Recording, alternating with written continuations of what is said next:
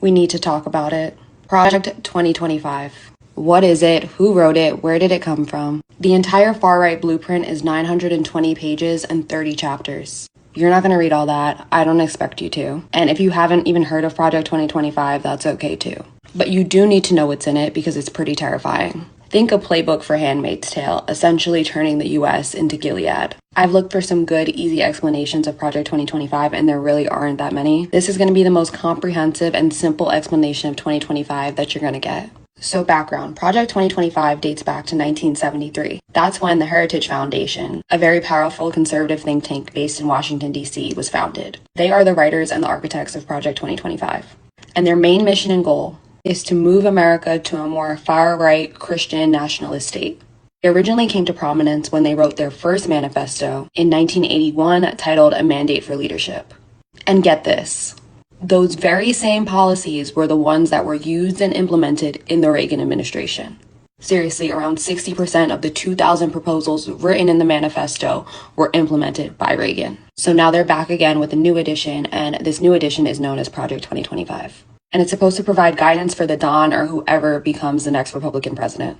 And these 900 pages and 30 chapters are written by professors, doctors, scientists, lawyers, scholars on each subject. And they've divided Project 2025 into 4 main pillars. The first is policy, which is this big book. The second is personnel. They're creating this huge conservative database, think LinkedIn, but for DJT loyalists. The third pillar is training. They set up this online educational system called the Presidential Administration Academy, where they teach their views and ideology in a course. And the fourth is called Playbook, which is an action game designed for how they're going to get everything done. Now let's get into some of the very concerning things on their wish list for DJT's second term. Starting off strong on pages 450 to 503, they're calling for a complete ban on abortions. Not very shocking. Page 319, they're saying the Department of Education should be eliminated.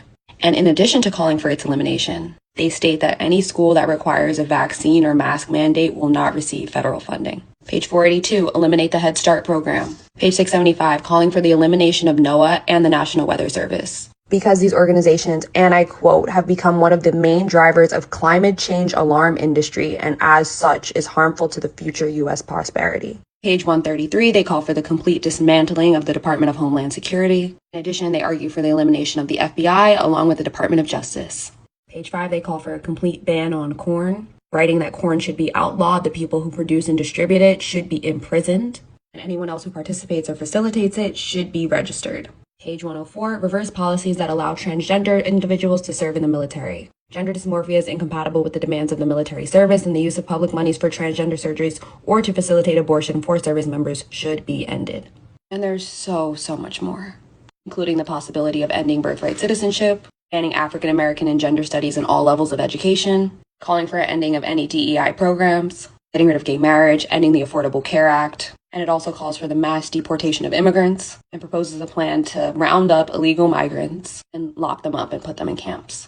But perhaps one of the most troubling and well thought out plans is the move to reclassify federal workers under what is known as Schedule F. Now, I'm going to get a little HR heavy, but please stick with me because it's so important. Now, there are 2 types of federal employees. The first group are merit-based workers. These are career positions. These people have earned them through going to school, getting work experience. They're either considered experts or they could be a part of the support staff. These people are hired because they know their stuff. Think an engineer at NASA or a scientist at the FDA. And their federal jobs have protections. Now, the other class are at-will or appointed workers. These employees tend to serve at the pleasure of the president or the administration, which basically means they can be fired or replaced at any time. To put it all in context, there are about 2 million of the first class of merit-based employees and only about 4,000 political appointed ones. Under this new plan of Schedule F, they'd reclassify a bunch of the regular civil servants into political appointees.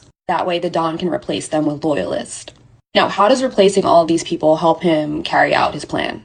Let's do an example. Under Schedule F, DJT could take a scientist at the FDA, fire him, and then replace him with, let's say, a scientist who wouldn't give clearance to birth control or the abortion pill, therefore making it illegal and inaccessible without having to go through the courts, without having to go through Congress. By the way, they specifically lay this out in the plan in the 900 pages. Now, remember what I said about the whole conservative LinkedIn? That's the database they're going to use to fill these positions. A bunch of unqualified loyalists. And in October of 2020, actually, DJT tried to do this. He tried to implement Schedule F. He signed it into order, but then he lost in November. And the whole thing was pretty much a secret, but Biden then immediately repealed it. But if he wins this time, they say it'll be one of the first acts of his presidency. Now, the Don has come out and said he doesn't know anything about this Project 2025 and has been trying to distance himself from it. At least 26 authors and people who are associated with Project 2025 served in his very own administration, including Russ Voigt, John McKinty, Stephen Miller, and many others. Also, his own platform, Agenda 47, just sounds like a SparkNotes version of Project 2025. The president of the Heritage Foundation is calling Project 2025 the New American Revolution. The second DJT term could lead the way. Have you ever had a conversation with a black Trump supporter? A black person in the United States who actually plans on or already has voted for Donald Trump? I've had many of those conversations. In my conversations with these black Trump supporters, I've found that I can group them up into 3 categories, generally speaking. Your first category of Trump supporter is the one who's infatuated with Donald Trump over that $600 they got 4 years ago during the COVID pandemic. By the way, 600 divided by 4 years is $150 a year. I hope you spent it wisely. The second group of black Trump supporters is the individual who actually has a long-standing gripe against the Democratic Party, what they view to be the Democratic plantation. They believe that this party pushes a victim mentality on the African-American community, so somehow that makes Trump their guy. Finally, the last group of Trump supporters who exist in the African-American community are people who just like Trump because of his personality. They think he's charismatic. They think he's funny. They see something in Donald Trump that they see in themselves. But let me tell you, the one commonality that all of these black Trump supporters have, regardless of what bucket they exist in, is that not a single one of them, at least in any other conversations with me, has had the ability or the willingness to articulate a singular policy, real or imagined, domestic or international, community-based or individual-based, that Donald Trump has either promised to do or did do that has improved the lives of them personally or anybody in their community. Black Trump supporters, let me let you in on a little secret. MAGA thinks you're stupid. And as a matter of fact, they're banking on it. Let me give you an example. Donald Trump supporters and MAGA sympathizers alike are banking on you, black Trump supporters, on not being able to connect the dots between his policies and your well-being, because why else would a magazine like Forbes post this dumb shit? Huh? Folks, the premise of this article is that black people are going to be more attracted to Donald Trump, not because of his policies concerning civil rights or education or black entrepreneurship, but because he's the victim of gun violence. They think you're stupid and deviant. They think you're an idiot. And it ain't just Forbes magazine. I want you to go on Twitter today and search Trump Black. And what you're going to find is a not insignificant amount of people who believe that Trump's bad behavior and bad character should make him more attractive to the black community. What does that say about the community? Some of y'all going to get on here and be like, oh, he can't take a joke. No, I can take a joke. But baby, I ain't one. Okay, I know that every community has its useful idiots, but I'm going to tell you something. With this election coming up and the stakes being as high as they are, I just wish our useful idiots weren't so damn vocal. I'm not telling you who to vote for.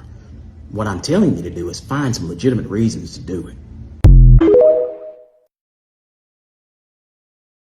George Washington slave owner on 5th. Thanksgiving celebrates native genocide. Thomas Jefferson owned over 600 slaves. Christmas, pagan holiday.